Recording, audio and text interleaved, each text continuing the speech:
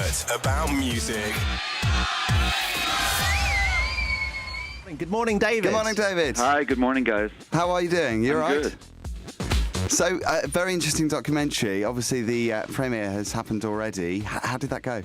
It was great. It was co-sponsored by Terrence Higgins Trust, and it was a wonderful energy and very, very powerful response to the film. Excellent. What were your intentions with this movie? You know, the intentions have evolved, but even during the years when the epidemic was at its worst in San Francisco, I was always sort of aware that there would come a time that if any of us survived it, that we would have to go through a kind of a community healing and also be able to tell our stories for posterity. And David, I actually watched the film yesterday afternoon, and I have to say it is very emotional. At times, very difficult to watch. But the wonderful thing is that you come away from watching it with a far better understanding of the historical context of the virus, and you learn it was a community-led response by the LGBT community, which is so easy to forget, isn't it? Yeah, I mean, my earlier film was called The Coquettes, which was about San Francisco as well, and I think both films for me are a celebration of the unique qualities of that city, one in a brighter time and one in a time of great challenge. And it really is it's so important for people now to understand how we got to where we are, not just in terms of HIV and AIDS, but also just in terms of the gay political movement in general. Yes, that's right, because obviously it happened at the start of the 80s, and Harvey Milk in San Francisco, obviously he was tragically assassinated. So you get to this point where the community in San Francisco, in terms of the gay community, is already, shell-shocked by that event, and this whole new scary phenomenon just arrives, doesn't it? Yeah, and I think one of the things that people really don't understand is how terrifying it was to not even know how it was transmitted or where it was coming from. All we knew was that gay men were getting sick with these terrible, terrible illnesses and dying very quickly. And so we became afraid of each other. We became afraid that every time we got a little spot on our skin that we had whatever this crazy new disease was. I mean, it was a time of tremendous fear, and also compounded by the fact that society was much, much more overtly hostile to us.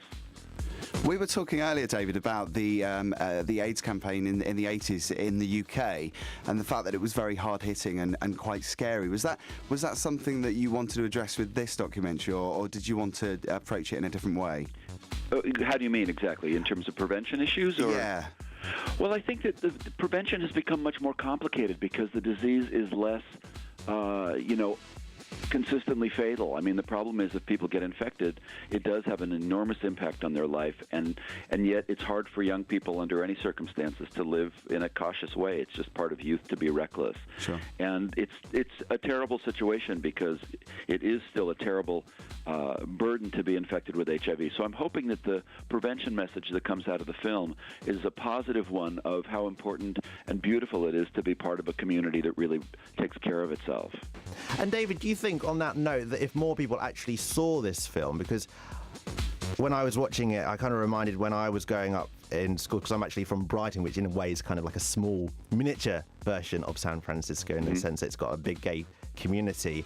And I thought to myself that it was the first time that I'd actually seen the physical effects of HIV and AIDS, because you think of this virus as something where obviously for treatment today is so effective that almost people, they don't understand the actual repercussions of what it was, and also the human cost as well. That's something which for me, it realized watching this film that actually, people have paid for their lives to get to where we are today.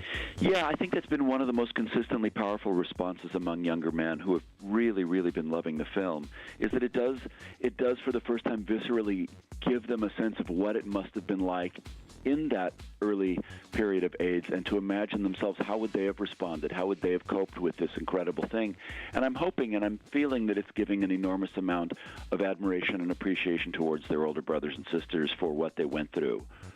How does this documentary compare to the movies that you've made in the past and the work that you've done in the past? Was it more challenging in many ways? It was emotionally challenging because I had to revisit so much painful subject matter, not only for myself, but also so many people who I would talk to about the movie would want to tell me their stories also. Yeah. I mean, it's just revived a very painful history, but it's also been empowering in a way to feel strong enough to re-engage with this and to feel like that the community is ready to revisit this in a powerful and a life-affirming and community-affirming way.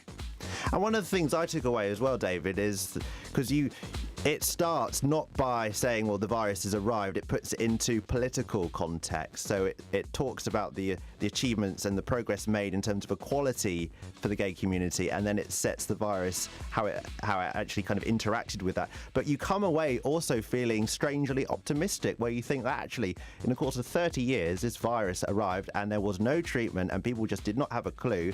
And this is where we are. So maybe in the next 30 years, in terms of infection rates and all that kind of stuff, actually we could be on a more even keel. So it's not a completely doom and gloom movie in the sense of where you feel at the end of it, is it? It's absolutely not, and I think that that's been the most gratifying thing for me, is that how uniformly people are saying that the film is uplifting despite the heavy subject matter, that it does leave them with a sense of hope and optimism and also inspiration, just at the capacity of ordinary people to rise to the occasion, which all of us at some point in our lives will be confronted with something beyond our imagination, and we will have to deal with it. And I think that the film shows that people have the capacity to respond in beautiful ways. David, we're very thankful for you coming on the show to talk about this morning. Thanks for having me. It sounds like a refreshing and a very thought-provoking documentary as well. It's called We Were Here. I'm looking forward to seeing it myself, because I haven't actually seen it. It's opening at the IFC. Wait, not the IFC. What's the...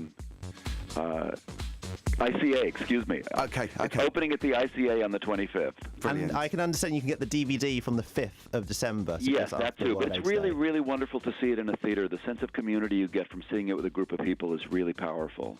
I'm looking forward to seeing it. David, thanks again for coming in to chat about it, and we wish you all the best with it. Thank you both. Thanks very much. Passionate about music.